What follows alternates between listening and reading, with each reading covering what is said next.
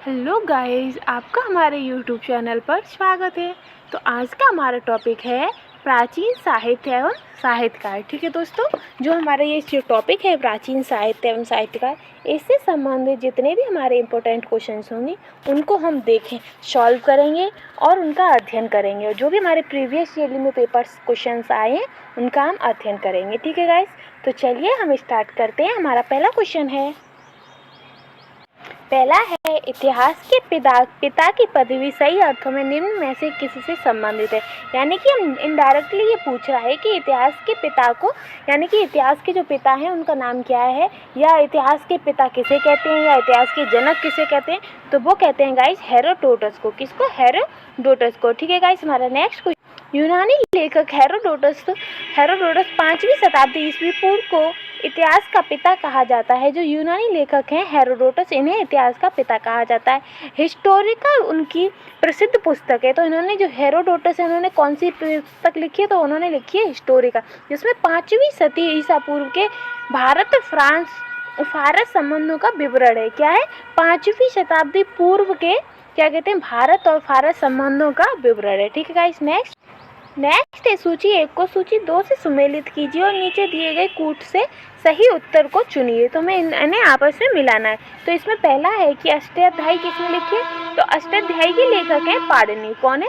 पाणिनि। और महाभाष्य पतंजलि ने लिखी थी। ठीक है गाइस, किसने लिखी थी? पतंजलि ने। और निरुक्त है यास्क की और वार्तिक है कात्यायन की। तो इसका आंसर क्या हो जाएगा? तो इसका आंसर होगा 4 3 1 2। क्या होगा इसका? 4 2 4 3 1 2। ठीक है गाइस, हमारा नेक्स्ट है मुद्रा राक्षस का लेखक निम्न में से कौन है? जो मुद्रा राक्षस है उसका लेखक कौन है? यानी कि मुद्रा राक्षस किसकी कृति है? तो वो है विशाख दत्त की। किसकी?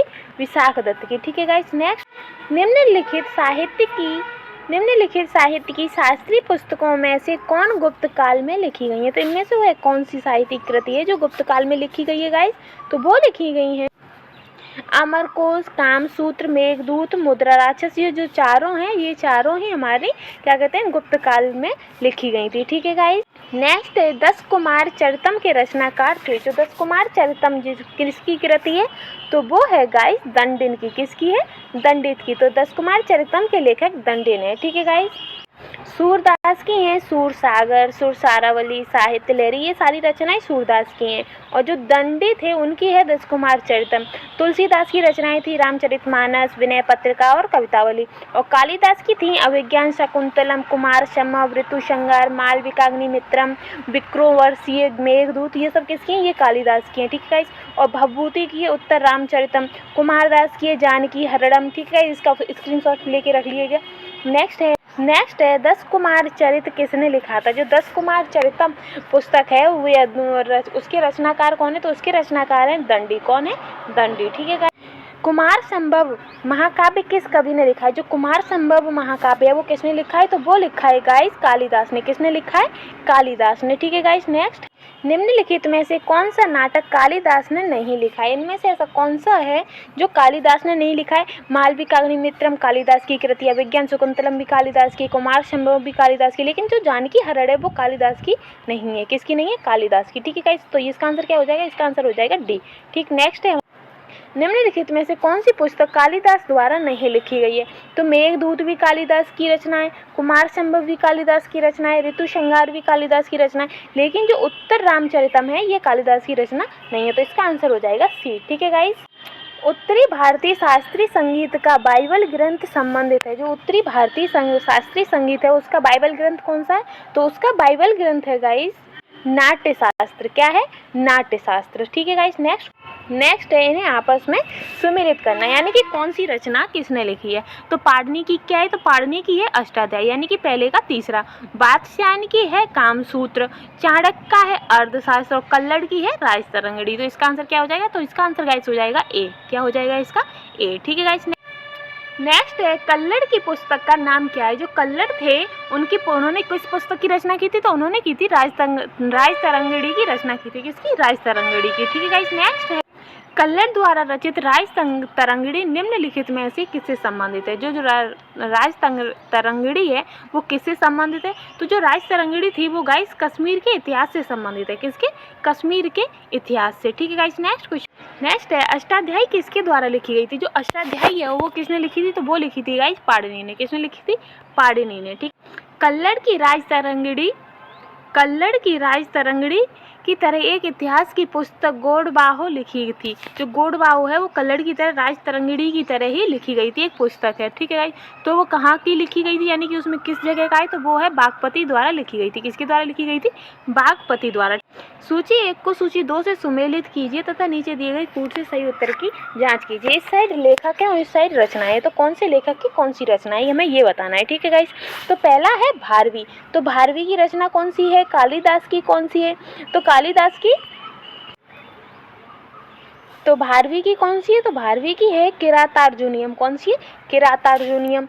और जो हर्ष है, हर्ष की क्या है? हर्ष की है नागानंद। कालिदास की है मालविकाग्निमित्रम। कौन सी है? मालविकाग्निमित्रम। और राजशेखर की है कर्पूर मंजरी। तो इसका आंसर हो जाएगा डी। क्या हो जाएगा? डी। ठीक है गाइस, नेक्स्ट है भारवी द्वारा रचित रचना किरातार्जुनीय महाकाव्य। इसकी कथा वस्तु महाभारत से ली गई है। किससे ली गई है? महाभारत। इसमें अर्जुन तथा किरात वेशधारी शिव के बीच युद्ध का वर्णन है। नैषधीय चरित महाकाव्य श्री हर्ष की कीर्ति का स्थायी स्मारक है। इसमें 22 सर्ग है। किसमें? नैषधीय चरितम में 22 सर्ग है। महाभारत का नलोपाख्यान इस महाकाव्य का मूल आधार है। कौन से? नलोपाख्यान इस काव्य का मूल आधार है। शिशुपाल वध महाकवि माघ द्वारा रचित संस्कृत महाकाव्य। इसमें कृष्ण द्वारा शिशुपाल के वध की कथा का वर्णन किया गया है, जो महाभारत से ली गई है।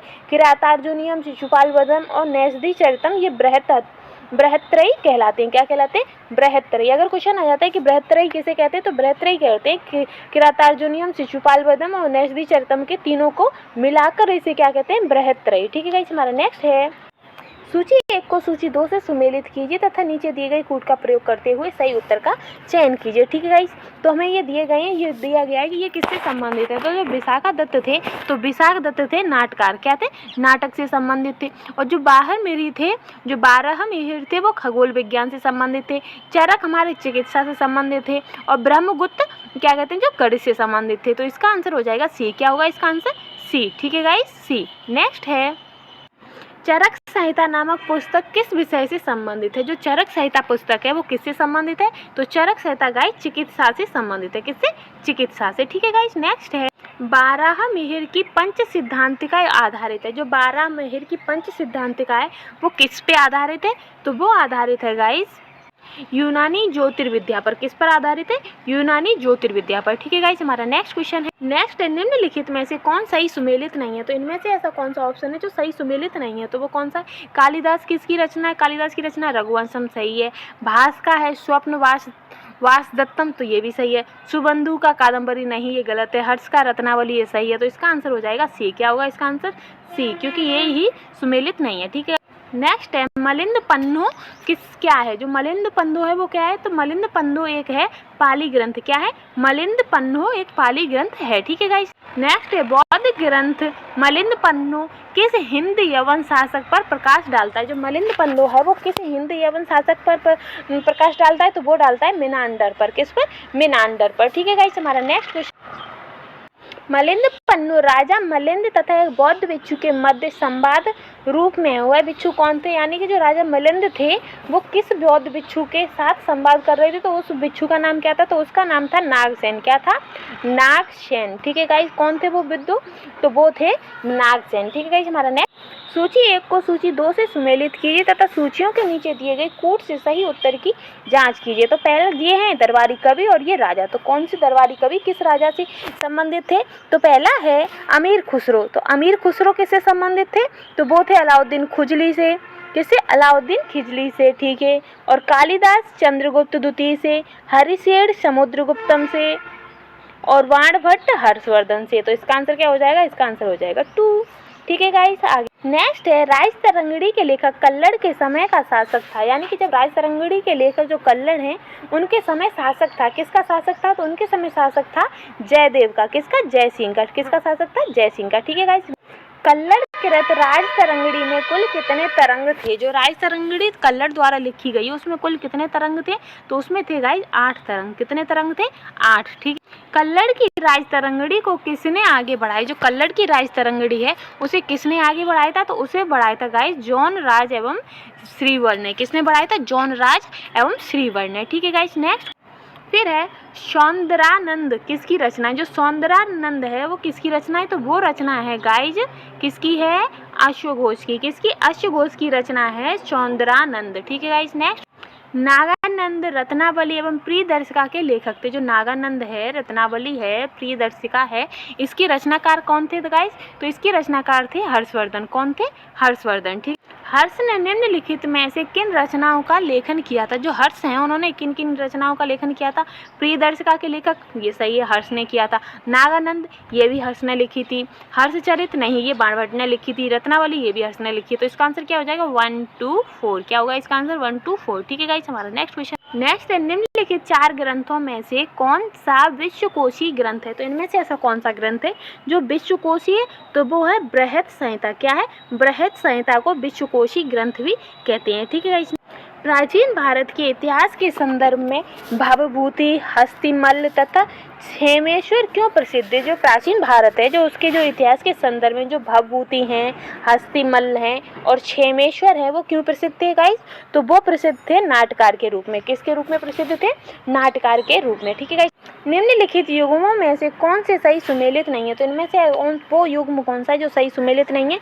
तो पहला है मृच्छकटिकम, ये शूद्रक, फिर बुद्धचरितम, फिर मुद्रा राक्षस विशाखदत्त, हर्षचरित वाणभट्ट सही है, बुद्धचरितम वसुदेव तो ये गलत है, बाकी के ये तीसरा चौथा सही है हमारा। तो इसका आंसर हो जाएगा बी। इसका आंसर क्या होगा? बी। प्राचीन भारत के विद्वानों साहित्यकारों के संदर्भ में निम्नलिखित कथनों पर विचार कीजिए। तो इनमें से ऐसा कौन सा कथन है जो प्राचीन भारत के विद्वानों साहित्यकारों से संबंधित है? ठीक है गाइस। तो पहला है पाणिनि पुष्यमित्र शुंग से संबंधित थे, तो ये गलत है। अमर सिंह हर्षवर्धन से संबंधित थे, तो ये भी गलत है। कालिदास चंद्रगुप्त द्वितीय से संबंधित थे, तो ये सही है। तो इसका आंसर हो जाएगा केवल 3। क्या होगा इसका आंसर? केवल 3। सूची 1 को सूची 2 से सुमेलित कीजिए और सूचियों के नीचे दिए गए कूट का सही प्रयोग करते हुए उसके सही आंसर बताइए। तो इधर ग्रंथ है, फिर इधर मूल ग्रंथ है, यानी कि पहले कौन सा ग्रंथ है, फिर वो उसके ग्रंथकार कौन है। तो पहला है 12 महर। तो 12 महर किससे संबंधित है? तो 12 महर संबंधित है देवकी चंद्र गुप्तम से। ठीक है गाइस। फिर है विशाखदत्त। तो विशाखदत्त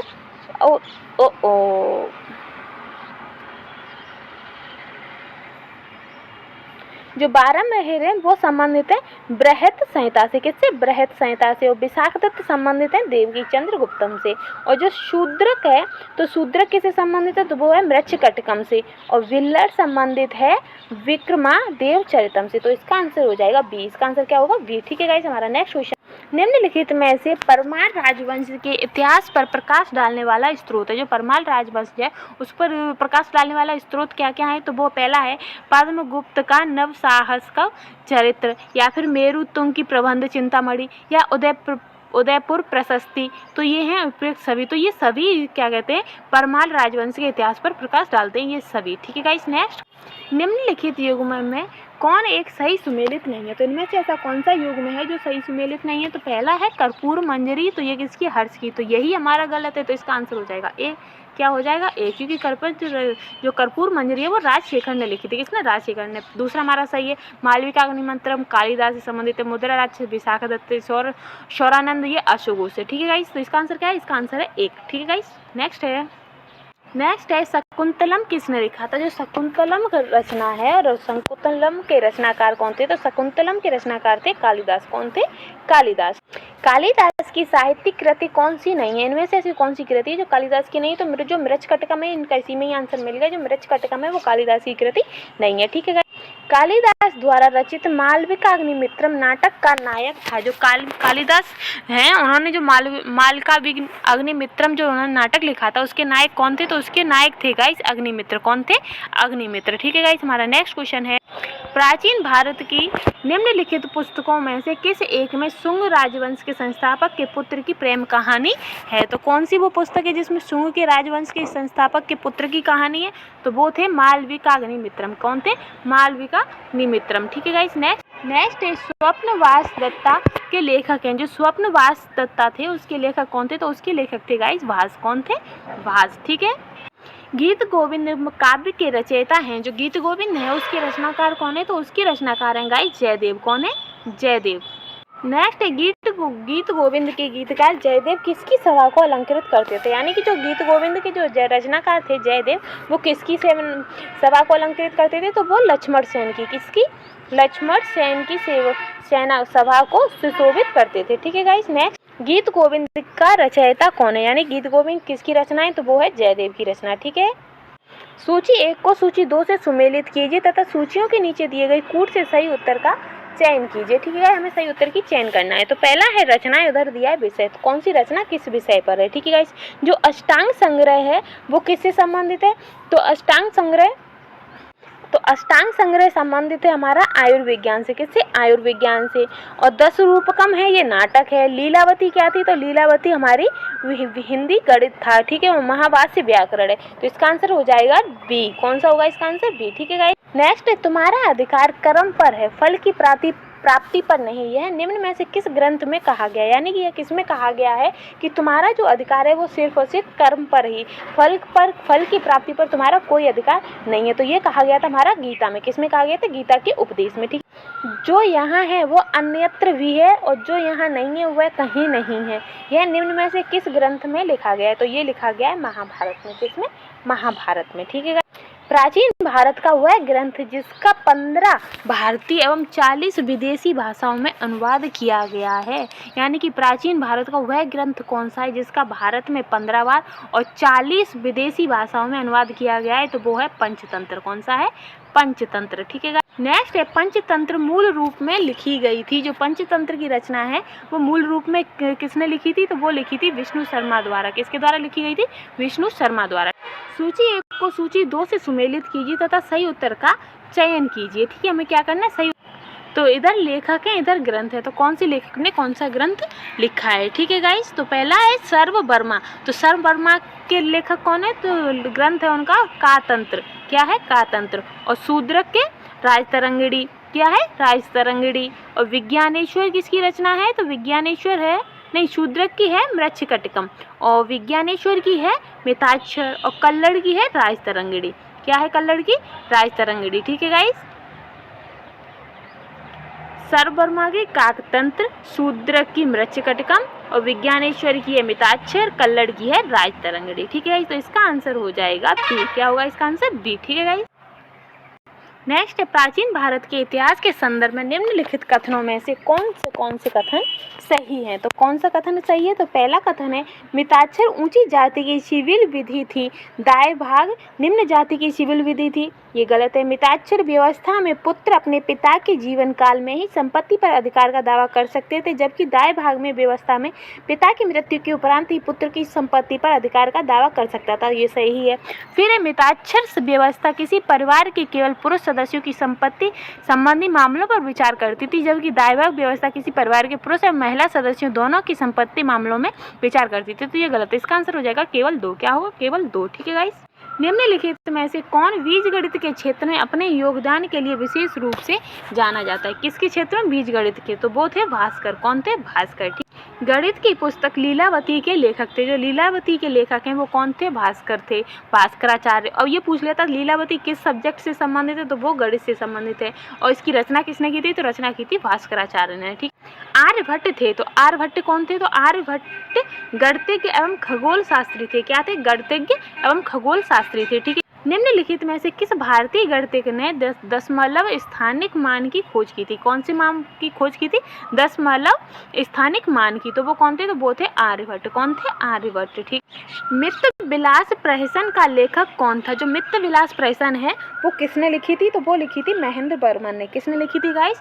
महेंद्र बर्मन ने। ठीक है। नेक्स्ट, मनुस्मृति मुख्यतः संबंधित है। जो मनुस्मृति है वो किससे संबंधित है? तो वो गाइस समाज व्यवस्था से संबंधित है। किससे संबंधित है? समाज व्यवस्था से। ठीक है गाइस। प्राचीन काल के महान विधि निर्माता थे। कौन थे? विधि निर्माता। तो वो कौन थे? तो वो थे मनु। कौन थे? मनु। ठीक है गाइस। निम्नलिखित में से किसे भारत का प्रथम विधि निर्माता माना जाता है? तो किसे माना जाता है? तो वो माना जाता है मनु को। किसको? मनु को भारत का प्रथम विधि निर्माता माना जाता है। शून्य का आविष्कार किया था। तो शून्य का आविष्कार किसने किया था, तो वो अभी तक ज्ञात नहीं है कि शून्य का आविष्कार किसने किया था। तो इसका ऑप्शन हो जाएगा किसी अज्ञात भारतीय ने किया था। ये तो क्लियर है कि भारतीय ने किया था, पर लेकिन ये ज्ञात नहीं है कि किसने किया था। ठीक है, शून्य की खोज की थी, तो शून्य की खोज किसने की थी, तो शून्य की खोज की थी भारतवासियों ने। किसने की थी, भारतवासियों ने। किसने की थी, भारतीयों ने की थी। ठीक है गाइस, शून्य की खोज किसने की थी, भारतवासी। निम्नलिखित में से कौन सा जोड़ा सही सुमेलित नहीं है। ठीक है गाइस, तो ये पुस्तक है और उनके लेखक हैं। तो लाइफ ऑफ ह्वेनसांग, तो इसके हुई ली ने लिखी थी, तो ये सही है। द नेचुरल हिस्ट्री, तो ये लिखी थी टॉलमी ने, ये गलत है। तो इसका आंसर तो खैर यही मिल गया हमें। नेक्स्ट है हिस्टोरियल फिलिपिकल, ये किसने लिखी थी, ये लिखी थी पाम्पेइस्ट्रोगस ने। और दी हिस्ट्रीज ये लिखी थी हेरोडोटस ने। तो इसका आंसर क्या हो जाएगा, इसका आंसर हो जाएगा बी। ठीक है, निम्न में से सबसे प्राचीन वाद्य यंत्र है, तो सबसे प्राचीन वाद्य यंत्र कौन सा है, बीड़ा। कौन सा है, बीड़ा। तो गाइस ये वाला टॉपिक हमारा यहीं समाप्त होता है। कल हमारी नेक्स्ट वीडियो में हमारा टॉपिक होगा पूर्व मध्यकाल। क्या होगा टॉपिक, पूर्व मध्यकाल। पूर्व मध्यकाल से संबंधित हमारे जितने भी इंपॉर्टेंट क्वेश्चन होंगे उनका हम अध्ययन करेंगे। ठीक है, तो तब तक के लिए गुड बाय।